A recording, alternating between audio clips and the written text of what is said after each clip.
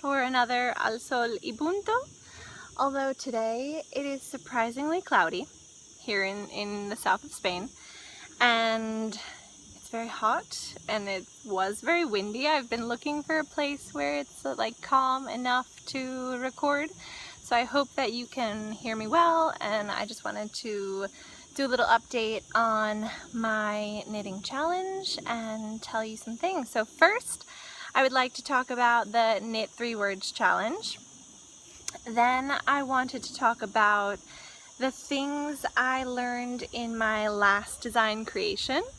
Then I want to talk about my current MCal that I'm working on. Some stuff about natural dyes and some recommendations, some of my favorite other YouTubers, and about a plant. So today we're going to talk about Hypericum.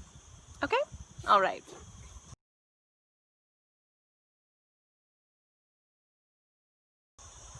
Okay, so first of all, to tell you that I have made a swatch. I never swatch. So remember, I was talking about wanting to make a cable that resembled the Salteña, and I think I got it, although it's very small. So this again was going to be a cowl, so I decided that I was going to do something else, a patterned stitch to be able to incorporate this cable. At first, I knit this with one strand, and I realized that it was just too thin, too small, you could barely see the cable, and then I decided to do it holding the 2 skeins double. So I'm happy with the fabric, I'm happy that I did a gauge swatch, but let me show you where I am right now. First of all, my needles broke. So I figured I had to come record and tell you where I am, so that I could undo everything. I'm going to undo everything and I'm going to start over. But let me show you. So this is a stitch. I don't know. Oh, here we've got a strand. Here you can see this basket weave stitch, which I absolutely love. Okay? So we've got the basket weave on one side. We've got these stitch markers that came with my yarn. And then we've got these other stitch markers that taste like good weather of coral. And here we have the cable. It's funny because I was trying it out, cabling every 2 rounds, every 3 rounds, and I think it's best every 3 rounds so that it has more room. So the cable is not even. Anyway, so this is the cowl. And my question for all of you is, should I start this basket weave up here? I think that it would be more interesting to have the weave start like at the top. Like, I feel like the ribbing is not necessary. I mean, it's a lot of work. But thanks to this handy dandy cable needle, which my father, hi Dad, I don't know if you're watching this, but he loves yard sales. And one time he bought me this huge box of knitting needles and knitting supplies, and I have everything I could ever want. So I have more needles, so no problem that these broke, but isn't that a shame?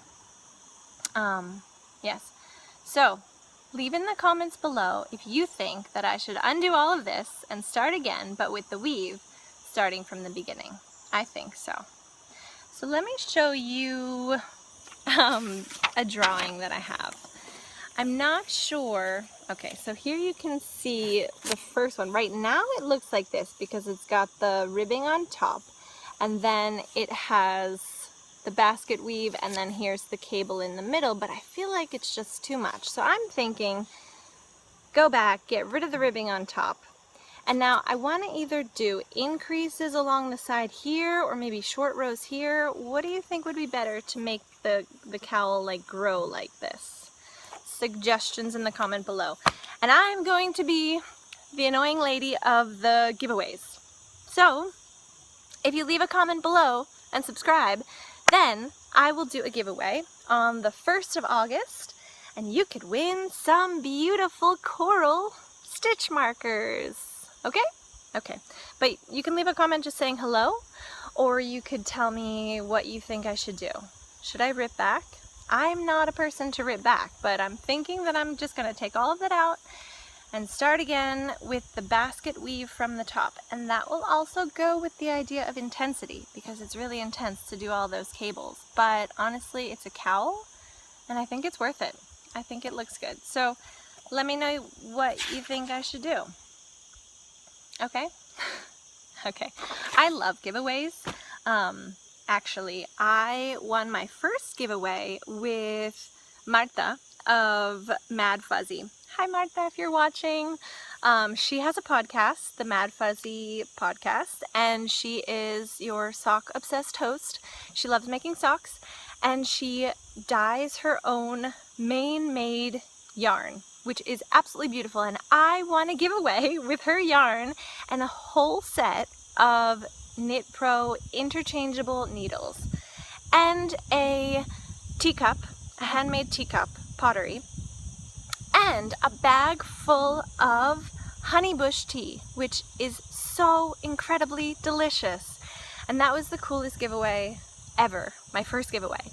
And my second giveaway was actually this yarn, which is from a friend from here in Granada, Celia and Mandragora Yarns, and I won these two skeins of pink yarn. So that's really cool. And this is that crop top, you know, that famous one. There's lots of people knitting it. So yeah, so I'm gonna be the giveaway girl. So leave a comment down below and you could possibly win some stitch markers on the 1st of August. All right, more things. Okay, so I wanted to talk about some of the things I learned in the design of my last project, which I'll put some pictures in here. I didn't bring it because it's too hot to wear in summer. Okay, so in this design project, I learned if you're gonna steek, you need to have at least 5 to 7 stitches that you're gonna add on to be able to steek it. Another thing I learned was that you can't fight against the nature of the stitches. Stockinette stitch is going to curl. No matter how much you block it, no matter how much you do, it's gonna curl.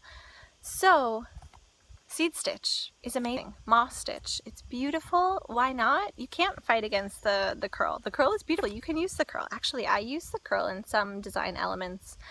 And another thing I learned was that Latvian braids are amazing. I love Latvian braids. Another thing, if you are going to have color work on the back of your sweater, don't make that the beginning of the round because you're gonna see the beginning of the round in the colorwork design. So especially if you're gonna steek, put the beginning of the round at the steek. Yeah, that's a good idea. Oh, and I also learned that there's a website for making colorwork charts. So I'll leave that down below because that was really helpful. I was able to like draw it on the website and then use it. It was like an app, and then use that to follow along with my pattern. So yeah. Those are things I learned in making my Una y Bruna sweater, which I made with Tintica yarns, and I designed it like this based on a song. It's a Catalan lullaby which talks about the moon and the plum. And the name of this skein of yarn was Pruna, which is plum in Catalan, and it made me think of this song, and then I said, well, I'm gonna just combine the moon and the prune and the plum, and yes, so, things I learned. Okay, now I want to show you what I have living in this beautiful project bag made by my friend Amelia.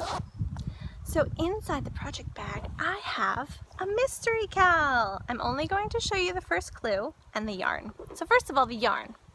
Here I have this beautiful yak, which is from my friend Enka here in Spain. She gave it to me undyed, and it was this color. And I put it in a bath of logwood, so I made it like a grayish purpley blue. This is the original color. It's so beautiful. It's yak and silk and merino. And then I have my beautiful speckled yarn. It's natural speckles. Just a kiss of speckles, as Chevy Rail says. And I love it. I'm going to show you my progress so far. I'm a little bit behind, but it's okay. Here it is. I'm not going to show you the second clue, but isn't that beautiful? And these are those needles that I won in that giveaway. Thanks, Marta. But yes, isn't that beautiful? I'm very happy with it. It's very nice. Okay, so now I'm going to talk to you about some natural dyes. I've been doing some creations. I don't know if the colors are going to show up really well here, but look at these guys. Aren't they so cute? They're little mini skeins. Okay, this one is my absolute favorite. This is from Vitex, and honestly, I don't know if you can see it, but it's like neon orange yellow. So cool. In Vitex. Thank you, Maria of Ninja Chickens, because sometimes I send her pictures of plants that I meet and I'm like, hey, do you know what plant this is? And she knew it was Vitex, and I was so excited. And this, I've already got my yarn from Tintika on its way, undyed yarn, which I'm going to put into a bath of this, and then I'm going to knit a beautiful summer top from my dear friend Kat Weaver of the Heather and Hops podcast. And it's going to be this color, and it's going to be amazing. So excited. This is from Olive Leaves. Isn't that amazing? I think that's beautiful too. Olive Leaves. And this is from my dear Nettle. I feel like it didn't come out as bright as it could have.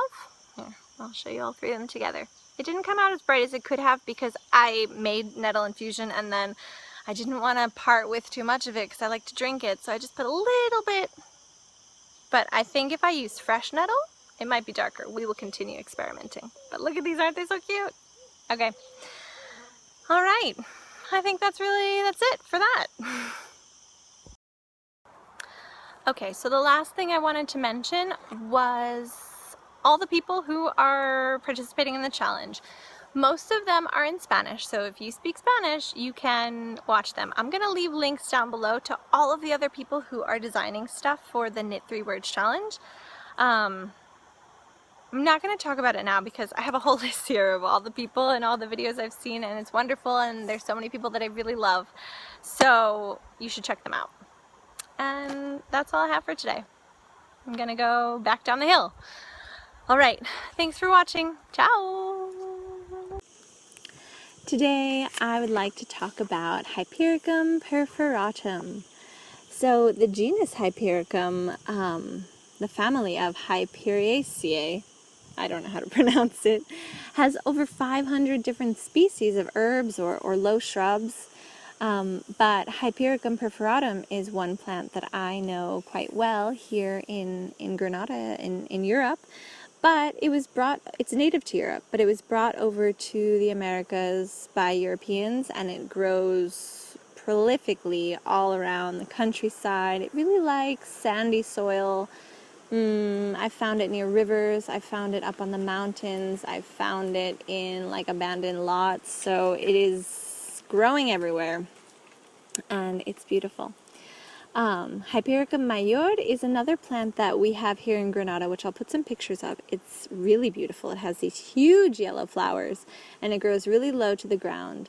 I think that in England I saw that it's called Rose of Sharon, which is interesting because in the States, Rose of Sharon is a completely different bush, which my family actually has a Rose of Sharon bush around the house. So, St. John's wort, Hypericum perforatum. It's called St. John's wort for many reasons. First of all, wort is the Old English word for plant or herb. You've probably heard that before. But St. John's wort flowers around the day of the feast of St. John the Baptist, which is the 24th of June. This is a big celebration here in Spain, in the north of Spain. And they say that this plant has been used for wound treatment for millennia, and that in the Crusades, the Order of St. John, the warriors would use the plant after battles to heal wounds, war wounds.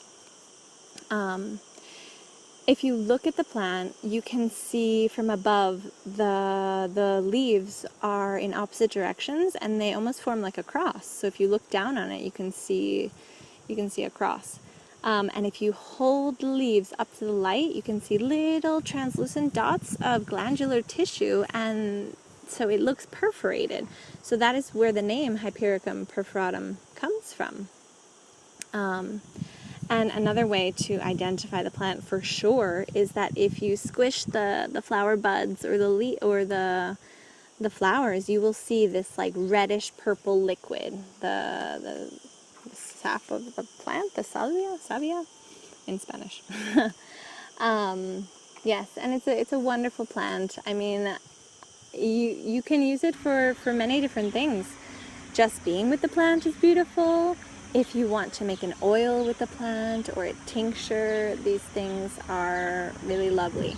To make an oil, you would take the flowers and some of the leaves, and you can put them in a jar and then fill that jar up with olive oil, almond oil. This year I even used avocado oil, and then leave that to macerate for about 6 weeks in a dark, cool place. And then you can filter out the plant material, and you have this beautiful red oil, which is fantastic for healing any skin wounds that you have. A sunburn, it's really good for sunburn. It's really relaxing on the muscles and the nerves. St. John's wort has an affinity to the nervous system. Actually, it's been the tincture and the oil is used to treat herpes sores, which is a virus that lives in the nervous system. And the tincture is very antiviral. So you can make a tincture by filling up a jar with the flowering tops and filling that up with some vodka that you can get at the supermarket. I look for the cheapest bottle of vodka with the highest alcohol content, and you can make also a bright red tincture, which is equivalent to SSRI antidepressants. So if you are taking antidepressants or any other pharmaceutical drugs, I would not recommend taking Hypericum internally, because it increases the level of serotonin and it accelerates your metabolism, which is not good if you need drugs to be working in your body. Also, if you're taking contraceptive pills, or the pill, if you're taking the pill, the Hypericum, it will decrease levels of estrogen like estradiol, which I think is the most dangerous of the estrogens in your body. I don't know. I'm not a doctor. I'm not a biologist, but I would not take Hypericum internally if you are taking any pharmaceutical medication, basically. I also would never take Hypericum in pill form. I think it causes photosensitivity in maybe 10% of people, but it's interesting because you can use the oil as sunscreen, at least after sun. Maybe I wouldn't put the oil on and go lay in the sun, but after you're in the sun, it's really healing to the skin. And the tincture is really antiviral and antibiotic, and yes, I like the tincture. I mean, I don't fly on planes now in this world that we live in, but it's really nice to take before you go to an airport because of its antiviral properties, but also because of its relaxing to the muscles, and it has been known to help prevent jet lag, which I've used it and I've been pretty good when I go back and forth from New York to Spain. So I love Hypericum. Actually, I started my whole plant journey and getting interested in plants a few years ago with Hypericum, because one day my dog had this like horrible wound on his shoulder. It was like a hot spot that he was just licking, and it was just not okay. It was like almost 3 weeks, and I was planning to take him to the vet. And one day I saw this woman on the street. She stopped me and she said, Hypericum, Hypericum, you need Hypericum. And I said, what are you talking about? And she said, she started telling me that her daughter's a vet and she has a dog just like my dog. And long story short, I went to the herbal shop, got a cream made out of Hypericum, And within 3 days, the wound was totally closed. And I was shocked. Everyone was so surprised because it was like a conversation topic that we were having all the time. What can I do about this hot spot? And Hypericum saved the day. So yeah, and then a few years ago I found it growing in the wild, and now I find it everywhere, and every year I get so excited when it's in bloom again. And I think it's a beautiful plant that you should all get to know. So get out there and find some Hypericum.